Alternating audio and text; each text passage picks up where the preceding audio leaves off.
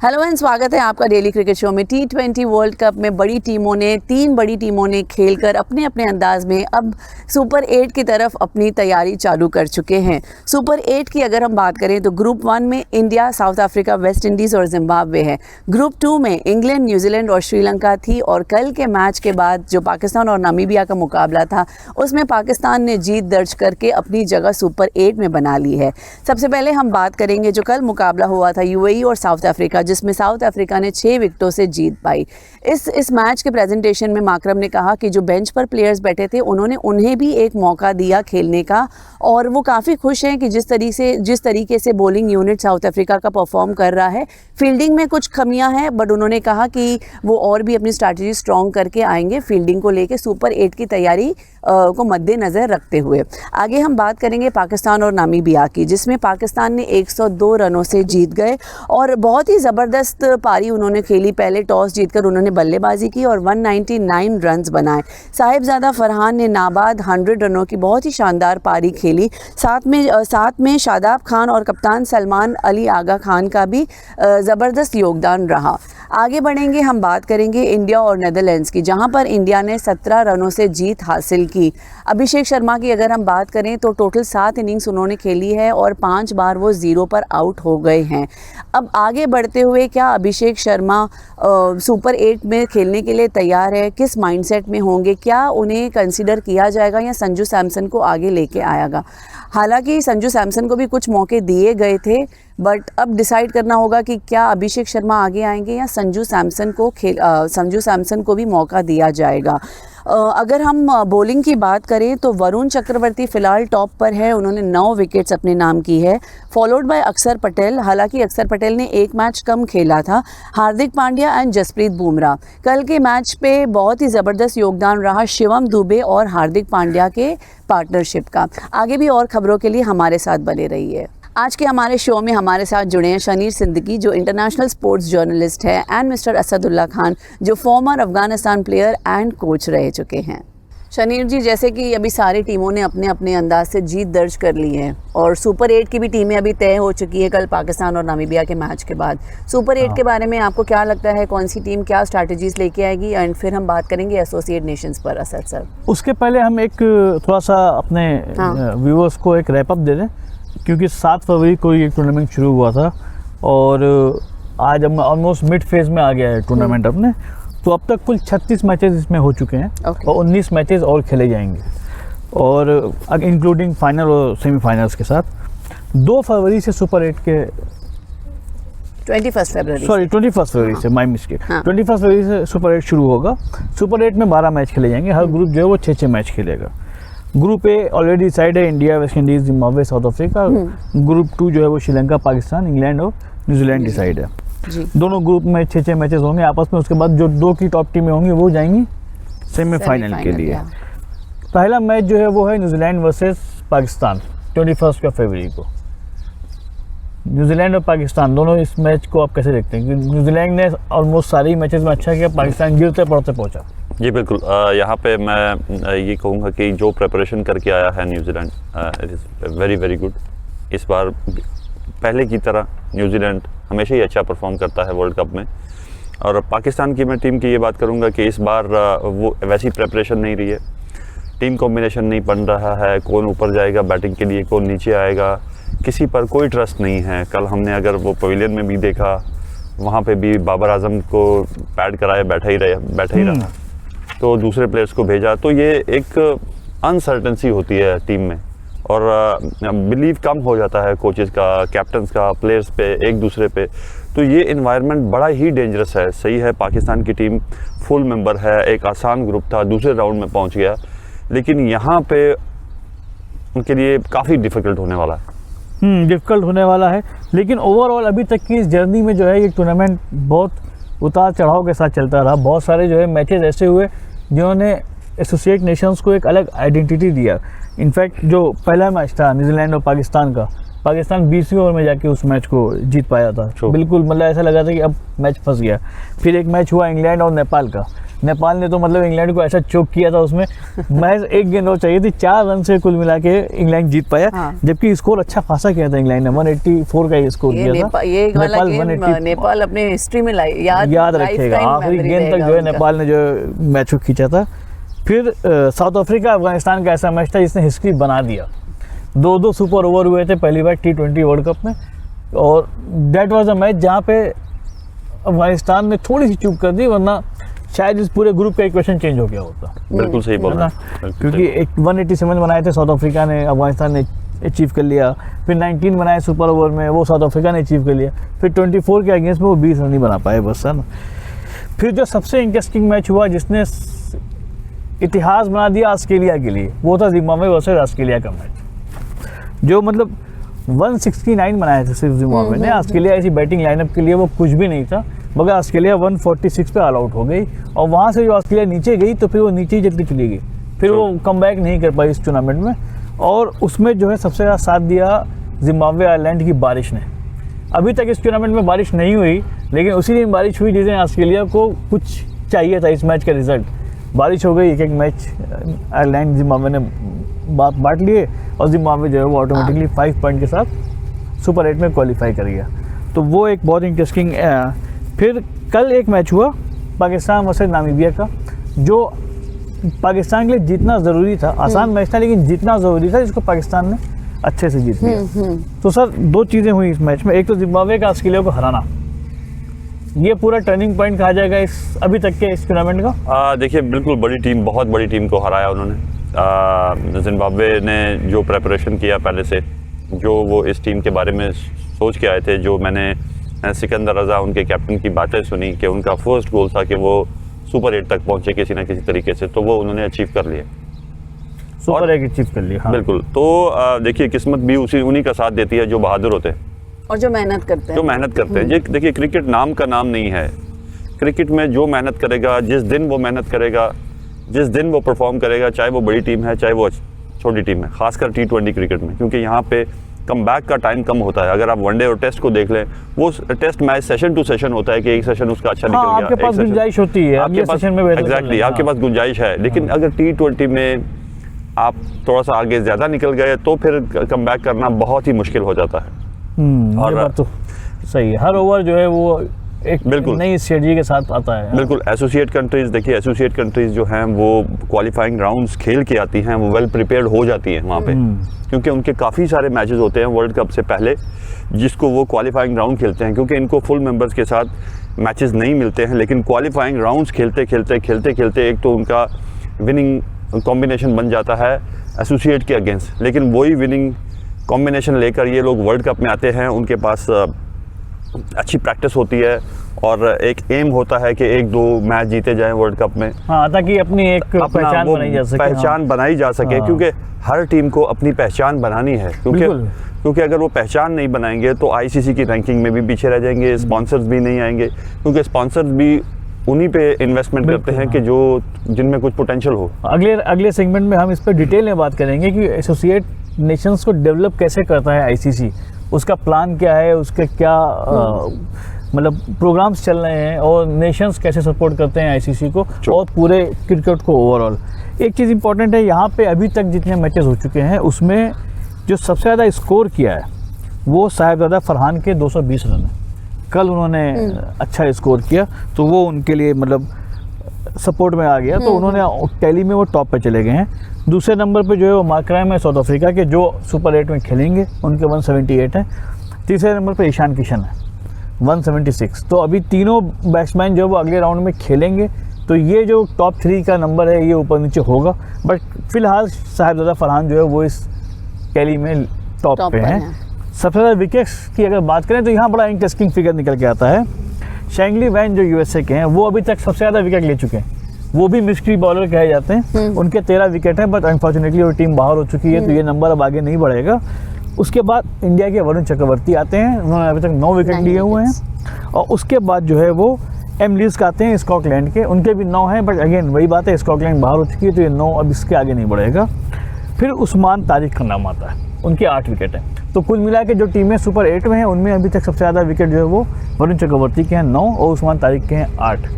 उस्मान तारिक के पास अभी और मौका मिलेगा। हम लोगों ने बहुत बात की उनके ऊपर, देखना होगा सुपर 8 में वो क्या मैजिक दिखाते हैं कि वो प्रूफ कर सकें कि मेरे ऊपर जितनी बातें हो रही हैं वो मतलब वो डिज़र्व करते हैं उतनी बातें होना उनके ऊपर। एग्जैक्टली।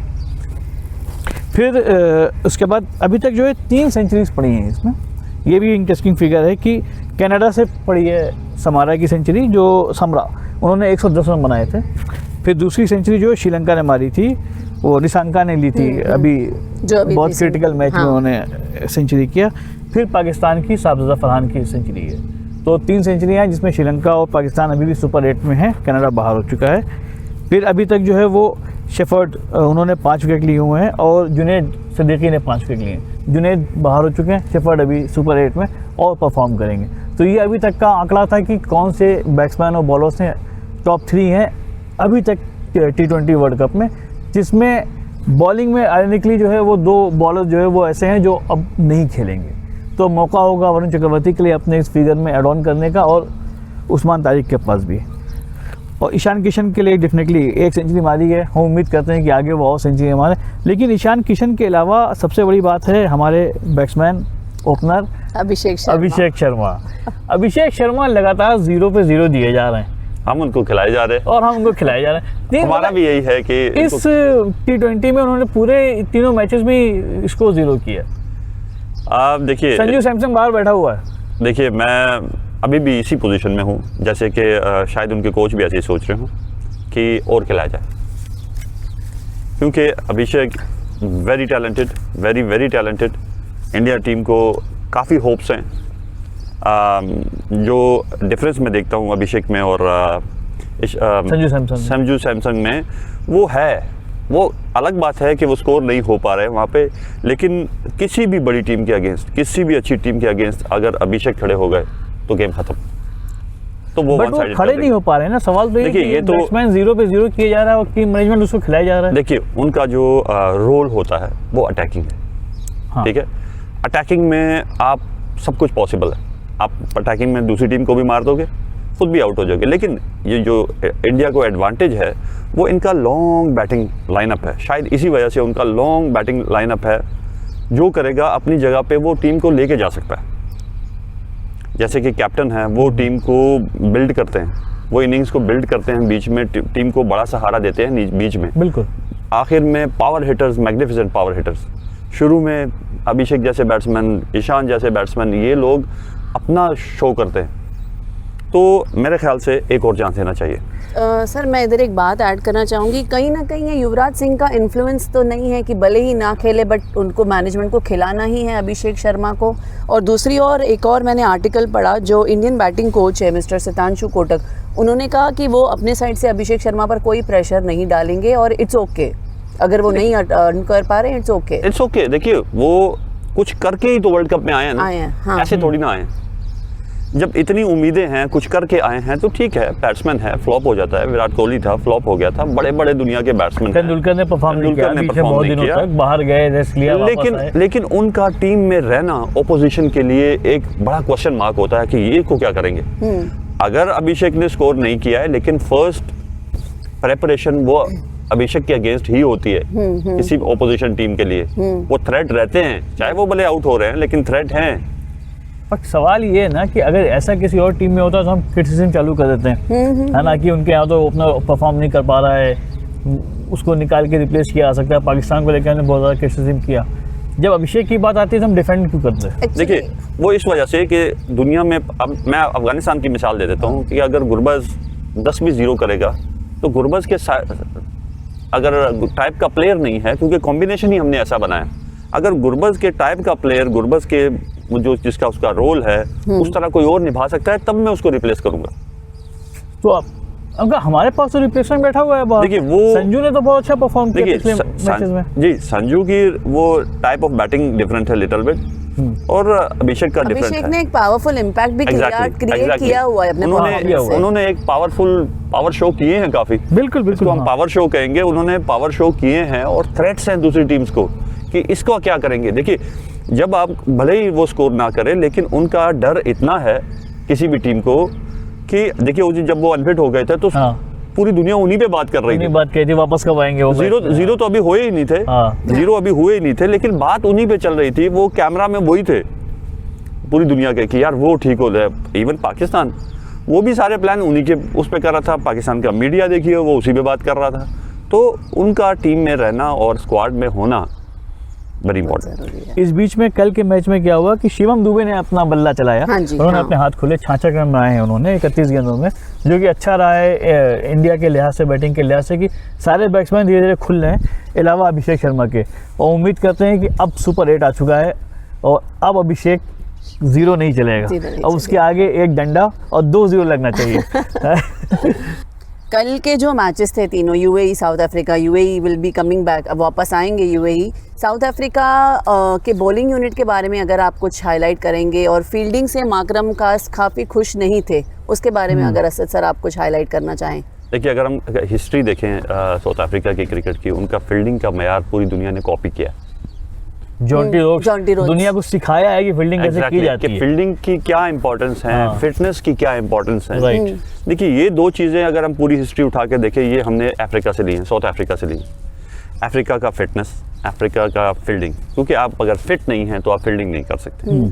क्रिकेट में एक ही चीज़ है जो कंट्रोलेबल है, वो है फिटनेस, जो आप कर सकते हैं। बाकी परफॉर्मेंस कंफर्म नहीं है, ठीक है। तो साउथ अफ्रीका ने T20 गेम के उसको समझ लिया है कि अगर फील्डिंग में हम 8 से 10 रन बचा लें, किसी भी बड़ी टीम के साथ अगर मैच हो, तो वही 8 से 10 रन जो है हमारी विनिंग का सबब भी बन सकता है। तो साउथ अफ्रीका ने अगर अफगानिस्तान का मैच जो जीता था, वो भी फील्डिंग की वजह से ही जीता था। एक ज़बरदस्त रन आउट था एंड पे, वो भी फील्डिंग में ही आता है। उन्होंने स्टॉप किए, बड़े ज़बरदस्त बाउंड्री स्टॉप किए, बड़े ज़बरदस्त शॉट स्टॉप किए कि जो रनों के वो कम हुआ। आप देख लीजिए, यही हमारे सामने एक अच्छी मिसाल है। जब भी वो वर्ल्ड कप के स्ट्रॉन्गेस्ट पोजीशन पे, और जिसकी वजह से इनका मोराल बूस्ट हुआ है। अगर वो अफगानिस्तान से हारते तो शायद ये मोराल ना होता। बिल्कुल बिल्कुल, आपने बहुत अच्छी बात कही कि बैटिंग आपके हाथ में नहीं होती, कई बार बॉलर्स बहुत अच्छे होते हैं, बॉलिंग आपके हाथ में अच्छा नहीं पड़ होती जाता है। कई बार बैट्समैन बहुत अच्छा है या वो जम चुका है आपके, लेकिन फील्डिंग आपके हाथ में। देखिए जब भी बॉल का सीम लगता है ज़मीन पर, हाँ। या जब भी बॉल, मिसाल के तौर पर स्पिन ही देख लीजिए। हाँ। देखिए बॉलर को खुद पता नहीं होता है कि कितना स्पिन होगा मेरा ये बॉल, राइट। तो ना बैट्समैन को पता होगा। तो बॉलर को जब नहीं पता है तो बैट्समैन को कैसे पता चलेगा, ठीक है। लेकिन ये जो फिटनेस है ये आपके कंट्रोल में है कि हाँ मैं इतना करूँगा तो मैं इतना हो जाऊँगा, मुझे इतनी फ्लेक्सिबिलिटी बनानी है तो बनानी है, मुझे इतनी स्ट्रेंथ बनानी है तो बनानी है। तो जब आपके पास स्ट्रेंथ है ना, स्ट्रेंथ एक ऐसी चीज़ है जैसे एक बड़े बिजनेसमैन के लिए ज़्यादा मनी होता है, ज़्यादा पैसा होता है, तो ज़्यादा पैसा वो डिफरेंट हर जगह पे इन्वेस्टमेंट खुला कर सकता है। तो ये फिटनेस भी ऐसी चीज़ है कि जब ये आपके पास है तो आप कहीं भी इसको इन्वेस्ट कर सकते हैं, चाहे वो बैटिंग है, चाहे वो बॉलिंग है, चाहे वो। लेकिन ये इंपॉर्टेंट है, फील्डिंग आपके हाथ में पूरी तरह से। Exactly. आप गेंद, ऐसा नहीं कि बैट्समैन ने बैट ऐसा मार दिया है अलावा छक्के के, जहाँ पे आप जो है उसको नहीं रोक सकते हैं। तो और फील्डिंग से T20 में बिल्कुल 10-20 रन बचते हैं, जो टोटल स्कोर में बहुत मैटर करता है, हार जीत में बहुत मैटर करता है, क्योंकि T20 में ज़्यादातर हार जीत वो 10 रन, 8 रन, 5 रन, इसी के 15 रन आसपास होती है। है। तो बिल्कुल फील्डिंग, और फील्डिंग की बात करें, south Africa definitely Jonty Rhodes की लेगेसी कैरी कर रहा है, तो वो खफा होंगे इस चीज़ को लेकर कि फील्डिंग हमने अच्छी नहीं की, और सुपर 8 में शायद वो कुछ और अच्छा परफॉर्म करें। फील्डिंग के मामले में राइट नाउ अगर बात करें तो India is one of the best. Australia की फील्डिंग बहुत अच्छी मानी जाती है, बट ऑस्ट्रेलिया फिलहाल बाहर हो चुकी है। तो इंडिया की अगर मिसाल लें सर, एक दौर देखा हम लोगों ने, अगर साउथ एशियन सब कॉन्टिनेंट की बात करें, इंडिया पाकिस्तान की फील्डिंग बहुत अच्छी नहीं मानी जाती थी। आपको याद होगा बिल्कुल कपिल देव का दौर था, वो एक फील्डर सिर्फ दूसरे फील्डर को इशारे किया करता था ऐसे कि तुम पकड़ो है ना। देखिए फील्डिंग का जो 90% रोल होता है वो फिटनेस पे होता है। हाँ। ठीक है, अगर आप क्विक मूव नहीं कर सकते हैं, क्विक मूवमेंट आप में नहीं है, तो क्विक मूवमेंट आपको फिटनेस से आएगी, आपकी बॉडी की फ्लेक्सिबिलिटी से आएगी, आपकी स्ट्रेंथ से आएगी। तो ये सारी चीज़ें कंट्रोलेबल है। अगर पाकिस्तान का, जैसे आपने बोला, या इंडिया का पुरानी क्रिकेट देखें तो उसमें दूर से लग रहा था कि हाँ यार ये फिट नहीं है। जैसे राणा टुंगा, जैसे सना जयसूर्या, दूसरे प्लेयर, तो उस वक्त देख लीजिए वो फील्डिंग का वो मयार नहीं था। हाँ सीधा कैच वो अच्छा पकड़ लेते थे क्योंकि रिफ्लेक्सेस अच्छे थे, लेकिन हिलना फौरन से, स्ट्रेच होना, जंप करना, तो ये ऑन टाइम बड़ा मुश्किल। बिल्कुल। फिर इंडिया में आते हैं रॉबिन सिंह, हाँ, और उसके बाद फिर कैफ, युवराज, और उसके बाद पूरी पिक्चर ही बदल जाती है। अभी तो टीम इंडिया में अभी पाकिस्तान के खिलाफ अगर आपको याद हो हार्दिक पांड्या की गेंद पे जब बैट्समैन ने बॉल हिट किया और गेंद हवा में गई तो पांड्या ने मतलब गेंद देखा भी नहीं कि हवा में कहाँ गई। इतना कॉन्फिडेंस था वो बैट्समैन को देख रहा है कि तू तो आउट हो गया। तो ये अब फील्डिंग का ही कॉन्फिडेंस है ना टीम इंडिया के अंदर। देखिए ये फील्डिंग का वो है, ट्रस्ट है अपने पार्टनर Trust पे। है, इट्स अ हाँ। टीम गेम ना। ये क्रिकेट एक ऐसी गेम है कि जो टीम गेम है, कि कहीं से भी आपका प्लेयर थोड़ा वीक हुआ और दूसरे जो ओपोजिशन टीम है उसके सारे टिक हुए तो वो छोटा सा एरिया आपको मात दे सकता है। बिल्कुल तो बिल्कुल। ये ट्रस्ट था उसका कि उसने पीछे नहीं देखा है, उसने कहा बस हो गया। अब वहीं कुलदीप यादव से एक कैच छूट गया तो ग्राउंड में ही जो है वो हार्दिक पांड्या और सूर्य सूर्य कुमार कुमार यादव ने ने उसकी लगा दी क्लास लगा दी थी। हाँ देखिए मैच के बाद। कैच भी छूट जाते हैं, मिस्टेक्स भी होते हैं। देखिए कोई जानबूझ के नहीं करता जानबूझ के है, नहीं करेगा। जानबूझ के नहीं करता है, वो वापस उस पे आता है और अपना सोचता है। बड़े प्लेयर एक चीज़ बहुत अच्छी हुई कि ये एक चीज़ ये आ गई सोशल मीडिया में कि सूर्य कुमार यादव ने डाटा हाँ। कुलदीप को ग्राउंड में, लेकिन अगले दिन जो है ना उस खबर अगेन आपको पता ही है मीडिया और सोशल मीडिया में मसाला बनने लगता है कि सूर्य कुमार यादव खफा हो गए। अगले दिन इन दोनों ने रील बनाई आपस में और इसी बात पे बनाई कि वो खफा होकर जा रहा है, उसको खींचता है, बाद में गले लग जाते हैं। तो वो पूरी मतलब सारी इस स्टोरी को जो है ना उन दोनों ने रील बना के जो है धराशायी कर दी है। देखिए ये प्लेयर्स का आपस में एनवायरनमेंट बहुत अच्छा होता है। ये अगर कोई इस तरह की मिस्टेक हो जाती है तो वो स्माइल करते हैं, एक दूसरे को तंग करते हैं, हाँ। छेड़ते हैं थोड़ा सा। वो डांटते वांटते नहीं है, हाँ। वो एक दूसरे को छेड़ते हैं और यार छोड़ दिया, ये हो गया, ये हो गया। वो उनका अपना मजाक बीच में चलता रहता है, लेकिन बाद में उसको कैमरा उसको किस एंगल से देख रहा होता है वो डिफरेंट शो होता है, डिफरेंट टाइप शो करता है। तो मेरे ख्याल से डांटा वांटा नहीं होगा, वो बस वो इस movement के लिए होगा। movement के लिए होता है। जस्ट टीज किया होगा तो दैट्स इट। आज एक मैच इंपॉर्टेंट है। आज के मैचेस में 3 मैचेस हैं, West Indies, Italy, Sri Lanka, Zimbabwe, Afghanistan, Canada. तो श्रीलंका जिम्बाब्वे वाला जो मैच है ये ऐसा मैच है कि दोनों टीमें जो है वो सुपर 8 में है। हाँ। तो इन दोनों के लिए एक अच्छा प्रैक्टिस मैच हो सकता है कि आप जो है वो अपने लेवल की टीम के साथ एक ऐसा मैच खेलें जिसको मैच के हारने या जीतने से कोई फर्क नहीं पड़ने वाला। देखिए बड़ी ज़बरदस्त प्रेपरेशन होगी नेक्स्ट राउंड के लिए, क्योंकि दोनों को जिम्बाब्वे को ज़्यादा होगी, क्योंकि हाँ। इनका स्ट्रॉन्ग ग्रुप है। जिम्बाब्वे का अपने पूल में सबसे वो वीकेस्ट टीम मानी जाती है, तो उनको एक उससे पहले एक स्ट्रॉन्ग टीम के साथ मैच खेलना, तो ये उनके लिए फ़ायदेमंद होगा। ग्रेट। और इस बीच में एक बहुत अच्छी खबर आई है, श्रीलंका में बांग्लादेश में नई गवर्नमेंट बनी है। अमीनुल हक अपॉइंट किए गए हैं state minister of youth and sports. उन्होंने स्टेटमेंट दिया है कि नई गवर्नमेंट में हम कोशिश करेंगे जल्द से जल्द सारे जितने भी इख्तलाफ हैं हमारे इंडिया के साथ वो ख़त्म हो जाएं और क्रिकेट जो है वो दोबारा उसी तरह शुरू हो जाए जिस तरह से हो रहा था। तो इससे पॉजिटिव डेवलपमेंट है अगर देखा जाए तो। हाँ बिल्कुल, ऐसा होना चाहिए। और क्रिकेट को नहीं ख़राब होना चाहिए, स्पोर्ट्स को नहीं ख़राब होना चाहिए, क्योंकि स्पोर्ट्स पे किसी भी प्लेयर के फैंस किसी भी कंट्री में हो सकते हैं, हर जगह पे हो सकते हैं। जैसे बांग्लादेश के कुछ प्लेयर्स होंगे ऐसे जिनको इंडिया में लाइक किया जाता होगा, हाँ। इंडिया के काफ़ी प्लेयर होंगे जिनको बांग्लादेश में लाइक किया जाता होगा। तो प्लेयर्स के लिए कोई बॉर्डर नहीं होना चाहिए, प्लेयर्स के लिए कोई प्रॉब्लम नहीं होनी चाहिए, क्योंकि उन्होंने अपना बेस्ट देना है, तो अपने बेस्ट की वजह से ही अच्छे हैं। बिल्कुल। अच्छा, अभी सुपर 8 की जो कीमत तय हो गई, सारी रेगुलर प्लेइंग नेशंस जो हैं वो सीरीज़ ए के वो ऑलरेडी सुपर 8 में गए। बात करते हैं एसोसिएट नेशंस की, जिन्होंने बहुत इम्प्रेसिव रोल प्ले किया इस बार T20 वर्ल्ड कप में। कोच साहब, आप तो ICC के मेंबर हैं, आप उनके बोर्ड्स में रहे हैं, उन लोगों के साथ मीटिंग्स की। एसोसिएट नेशंस का जो पूरा डेवलपमेंट प्रोसेस है वो क्या होता है, ICC का क्या विजन है उसके साथ? देखिए हर पूरे ICC में रीजन्स हैं, डिफरेंट रीजन्स हैं। जैसे Asian region, specific Asian regions है, एशियन रीजन्स है, अमेरिकन रीजन है, ऑस्ट्रेलियन रीजन है, ऐसे सारे रीजन हैं। तो हर रीजन में डेवलपमेंट ICC के डेवलपमेंट मैनेजर्स हैं जो कि वहाँ की क्रिकेट को देखते हैं, वहाँ की एसोसिएट कंट्रीज़ को, नए कंट्रीज़ को भी लाने में उनका हाथ होता है, और जो थोड़े से अच्छे हैं उनको डेवलप कैसे करना है वो भी होता है। लेकिन टॉप जो 20 कंट्री हैं, 12 फुल मेंबर्स और 8 जो हैं एसोसिएट्स हैं, 8 के साथ high performance camps, high performance programmes ये होते हैं। जब अफगानिस्तान एसोसिएट था तो उन्हीं टॉप 6 में था। तो इतनी अच्छी प्रेपरेशन ICC करवा देता था। उस वक्त जो हमारे रीजनल डायरेक्टर थे वो अमीनुल इस्लाम थे, और मिस्टर इकबाल सिकंदर थे, और ऑस्ट्रेलिया से हायर किया हुआ एक रिचर्ड डॉन वो थे। तो इन लोगों के कॉम्बिनेशन की वजह से ये जो 8 टीमों पे एक जैसा ही काम होता था, क्योंकि हाँ। टैलेंट डिफरेंट है। जो रिक्वायरमेंट है वो लोग कोशिश करती थी आईसीसी कि इनकी वो रिक्वायरमेंट्स पूरी की जाए। इनके लिए एथलीट मैनेजमेंट सिस्टम बनाया गया, इनके लिए मैचेस अरेंज किए गए, क्वालिफाइंग ग्राउंड्स अरेंज किए गए, इनके आपस में सीरीज़ की जब तक वो वर्ल्ड कप पे पहुंच के कुछ अच्छे मैचेस खेल सके। तो जब एसोसिएट अच्छा परफॉर्म करती है, जो रीजनल डायरेक्टर होता है, तो उसको भी आईसीसी एक्नॉलेज करती है कि हाँ, उसको भी खुशी होती है कि देखिए ये हमने बनाया और हम यहाँ तक है। और इस बार एसोसिएट नेशंस में अगर बात करें नेपाल की, तो नेपाल ने तो मतलब कमाल ही कर दिया है ना। और डेफिनेटली स्कॉटलैंड ने भी बहुत अच्छा परफॉर्म किया है। इटली की टीम एक नई टीम थी, लेकिन जैसा आपने कहा कि वो ऑलरेडी इतने मैचेस खेल के आए हुए पीछे कि वो रवा हो चुके होते हैं, तो उनका भी परफॉर्मेंस ठीक ही ठाक रहा। इस टूर्नामेंट की बात करें तो एक तो जिम्बाब्वे का रिवाइवल हम देख रहे हैं जो ऑलमोस्ट कोलैप्स हो चुका था, और एसोसिएट नेशंस, नए एसोसिएट नेशंस को देख रहे हैं जो इंटरनेशनल क्रिकेट में बहुत अच्छा कर रहे हैं। तो उम्मीद करते हैं कि आने वाले दिनों में ये जो 12 टीमों का एक पूल है वो शायद और बड़ा हो सकता है। ट्रू। ये बात हो गई एसोसिएट नेशंस की और सुपर 8 की। एसोसिएट नेशंस ना ही सिर्फ हिस्सा लेने आए थे, बट बहुत ही टक्कर का मुकाबला दिया बहुत सारी टीमों ने, बड़े बड़े देशों को।